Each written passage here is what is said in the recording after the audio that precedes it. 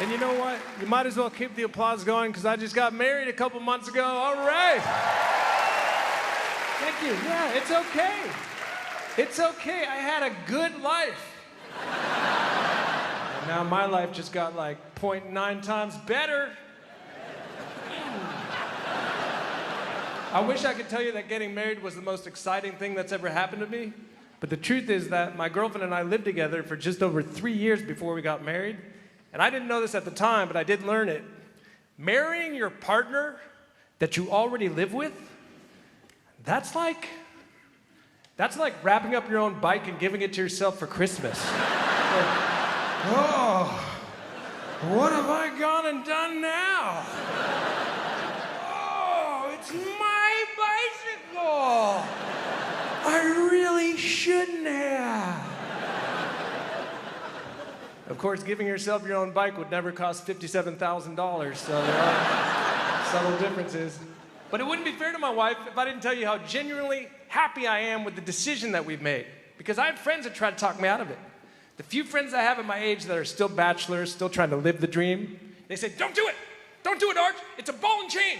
It's a ball and chain! They tried to portray marriage as the ultimate loss of freedom.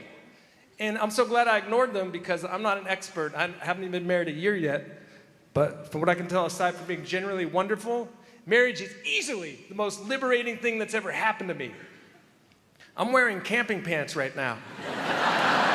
Okay? Do you really think that if I were single, I'd be showing up to do the Melbourne Comedy Festival Gala in goddamn camping pants?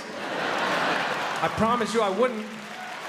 But I'm not single. I'm married. And by law, I don't got to attract a single other person for the rest of my life. And that's freedom.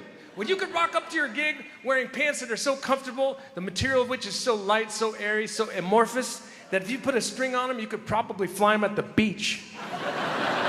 That's freedom.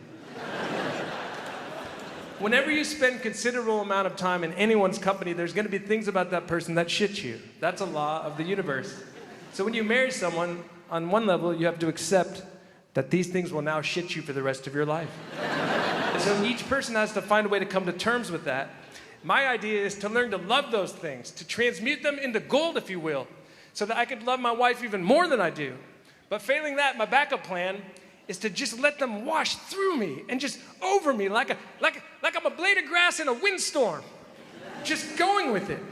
Have you heard this story about the mighty oak tree? Mightiest oak tree in all the land. But when the storm came, he got blown right over because he was too stiff. He wasn't flexible at all. But the little blade of grass next to him, no problem at all. He just went with it. Let me know when it's over.